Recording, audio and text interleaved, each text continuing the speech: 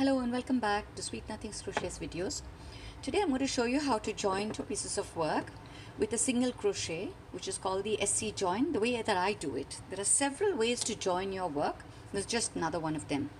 We're going to assume that this is, let's say for tops, most videos show you how to join granny squares. I'm just going to show you a general way to join any project. So let's assume that this is one side of your top and this is the other side of your top. This is the front and this is the front of your work. So let's assume that's the front and that's the back.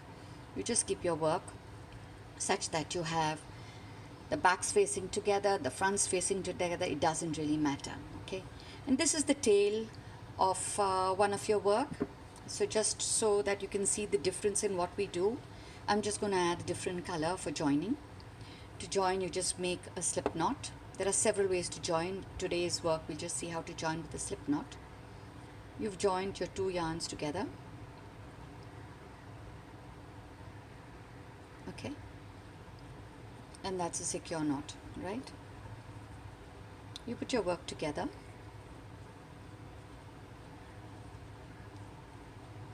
And this is the work that you're working on. That's on the back. This is the top, which has got no yarn on it. You've joined your yarn to the back bit, right? Just put your needle, your hook into the end of the last stitch from the top and pull your yarn through. So you just brought both the pieces of your project together. Chain one and go through the first and the second again, just to secure. This I always do at the end because I like the end and the top of my work to be really nice and tight, and I don't want it opening out. Okay, now you've got the joint of your two yarns. Every time that you work, now you just keep it together, so you sew it in, right? Now here's what I do. What I've worked here is I've just done foundation single crochet, a row of single crochet, and then double crochet all through.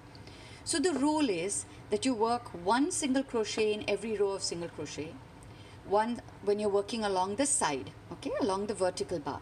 If you're working in a double crochet, you work 2 stitches. If you're working in a half double crochet, you work a single stitch or single crochet. It doesn't really matter because at the end of this, you're just going to join the sides and you're going to get a nice lacy pattern. So here's what we start with. We've done that first stitch. I do a chain one.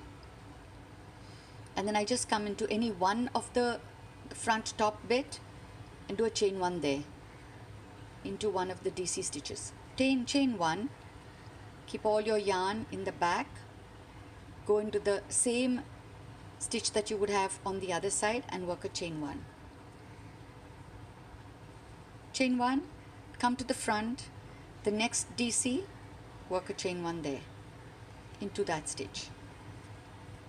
Chain one, and you go around the back into the same second row there, pick up the DC, and you're again weaving in the yarns. Chain one and a single crochet. Chain one, come round to the front and a single crochet here. Chain one, go round to the back and the same double crochet row there, and that's exactly how I join my sides and the shoulders of my work. So chain one into the one side, the front or the back doesn't matter, the corner stitch, and do a single crochet. Chain one, go around to the same point, the same stitch, the same row of the other side of the back, and you do this all the way till you've come to the top. And this is the join that you'll get on the side, which looks really pretty and lacy. And if you've got a lacy pattern along the front, then this just adds to the pattern on the side. Because it's going to be in exactly the same color as your work, it won't show like this.